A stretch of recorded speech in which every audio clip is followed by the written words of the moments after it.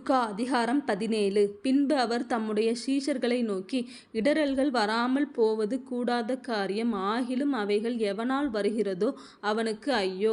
அவன் இந்த சிறுவரில் ஒருவனுக்கு இடறலுண்டாக்குகிறதைப் பார்க்கிலும் அவனுடைய கழுத்தில் எந்திரக்கல் கட்டப்பட்டு அவன் சமுத்திரத்தில் தள்ளுண்டு போவது அவனுக்கு நலமாயிருக்கும். உங்களைக் குறித்து எச்சரிக்கையாயிருங்கள். உன் சகோதரன் உனக்கு விரோதமாய் குற்றஞ்செய்தால் அவனைக் கடிந்துகொள். அவன் மனஸ்தாபப்பட்டால் அவனுக்கு மன்னிப்பாயாக. அவன் ஒரு நாளில் 7 தரம் உனக்கு விரோதமாய் குற்றஞ்செய்து 7 தரமும் உன்னிடத்தில் வந்து, நான் மனஸ்தாபப்படுகிறேன் என்று சொன்னால் அவனுக்கு மன்னிப்பாயாக என்றார். அப்பொழுது அப்போஸ்தலர் கர்த்தரை நோக்கி, எங்கள் விசுவாசத்தை வர்த்திக்க பண்ண வேண்டும் என்றார்கள். அதற்கு கர்த்தர், கடுகு விதையளவு விசுவாசம் உங்களுக்கு உண்டாயிருந்தால் நீங்கள் இந்த காட்டத்தி மரத்தை நோக்கி, நீ வேரோடே பிடுங்குண்டு கடலிலே நடப்படுவாயாக என்று சொல்ல அது உங்களுக்கு கீழ்ப்படியும். உங்களில் ஒருவனுடைய ஊழியக்காரன் உழுது அல்லது மந்தை மேய்த்து வயலிலிருந்து வரும்போது எஜமான் அவனை நோக்கி, நீ முன்பு போய் சாப்பிட்டு வா என்று அவனுக்கு சொல்வானோ? நீ எனக்கு சாப்பாடு ஆயத்தம் பண்ணி அறை கட்டி கொண்டு நான் போஜனபானம் பண்ணுமளவும் எனக்கு ஊழியஞ்செய், அதற்கு பின் நீ புசித்து குடிக்கலாம் என்று அவனுக்கு சொல்லுவான் அல்லவா? தான் கட்டளையிட்டவைகளை அந்த வேலைக்காரன் செய்ததற்காக அவனுக்கு உபச்சாரம் செய்வானோ?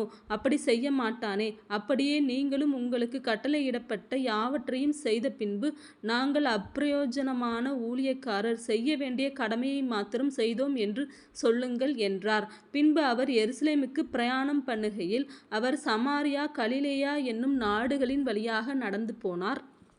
அவர் ஒரு கிராமத்தில் பிரவேசித்த போது குஷ்டரோகமுள்ள மனுஷர் 10 பேர் அவருக்கு எதிராக வந்து தூரத்திலே நின்று, இயேசு ஐயரே, எங்களுக்கு இரங்கும் என்று சத்தமிட்டார்கள். அவர்களை அவர் பார்த்து, நீங்கள் போய் ஆசாரியர்களுக்கு உங்களை காண்பியுங்கள் என்றார். அந்தபடி அவர்கள் போகையில் சுத்தமானார்கள். அவர்களில் ஒருவன் தான் ஆரோக்கியமானதைக் கண்டு திரும்பி வந்து உரத்த சத்தத்தோடே தேவனை மகிமைப்படுத்தி அவருடைய பாதத்தருகே முகங்குப்புற விழுந்து அவருக்கு ஸ்தோத்திரம் செலுத்தினான். அவன் சமாரியனாயிருந்தான். அப்பொழுது இயேசு, சுத்தமானவர்கள் 10 பேர் அல்லவா? மற்ற 9 பேர் எங்கே? தேவனை மகிமைப்படுத்துகிறதற்கு இந்த அந்நியனை ஒழிய மற்ற ஒருவனும் திரும்பி வர காணோமே என்று சொல்லி அவனை நோக்கி, நீ எழுந்து போ, உன் விசுவாசம் உன்னை இரட்சித்தது என்றார். தேவனுடைய ராஜ்யம் எப்பொழுது வருமென்று பரிசேயர் அவரிடத்தில் கேட்டபொழுது அவர்களுக்கு அவர் பிரதியுத்தரமாக, தேவனுடைய ராஜ்யம் பிரத்யட்சமாய் வராது.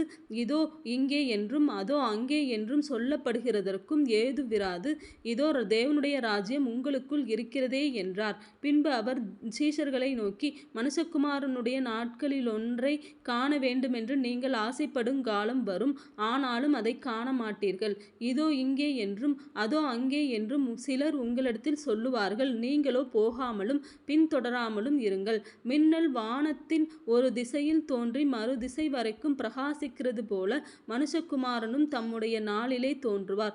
அதற்கு முன்பு அவர் அநேகம் பாடுபட்டு இந்த சன்னதியினால் ஆகாதவன் என்று தள்ளப்பட வேண்டியதாயிருக்கிறது. நோவாவின் நாட்களில் நடந்தது போல மனுஷகுமாரனுடைய நாட்களிலும் நடக்கும். நோவா பேழைக்குள் பிரவேசித்த நாள் வரைக்கும் ஜனங்கள் புசித்து குடித்தார்கள், பெண் கொண்டு கொடுத்தார்கள். ஜலப்பிரளயம் வந்து எல்லாரையும் அழித்து போட்டது. லோத்தினுடைய நாட்களில் நடந்தது போலவும் நடக்கும்.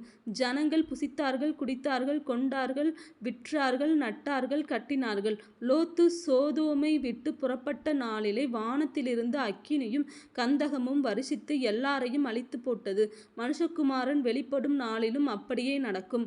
அந்த நாளிலே வீட்டின் மேலிருப்பவன் வீட்டிலுள்ள தன் பண்டங்களை எடுத்து கொண்டு போக இறங்காமல் இருக்க கடவன். அப்படியே வயலில் இருக்கிறவன் பின்னிட்டு திரும்பாமலும் இருக்க கடவன். லோத்தின் மனைவியை நினைத்து கொள்ளுங்கள். தன் ஜீவனை இரட்சிக்க வகை தேடுகிறவன் அதை இழந்து போவான். இழந்து போகிறவன் அதை உயிர்ப்பித்து கொள்ளுவான்.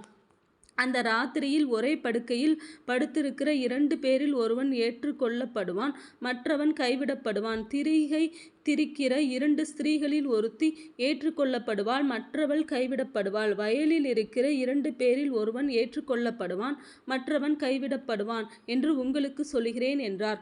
அவர்கள் அவருக்கு பிரதியுத்தரமாக, எங்கே ஆண்டவரே என்றார்கள். அதற்கு அவர், பிணம் எங்கேயோ அங்கே கழுகுகள் வந்து கூடும் என்றார்.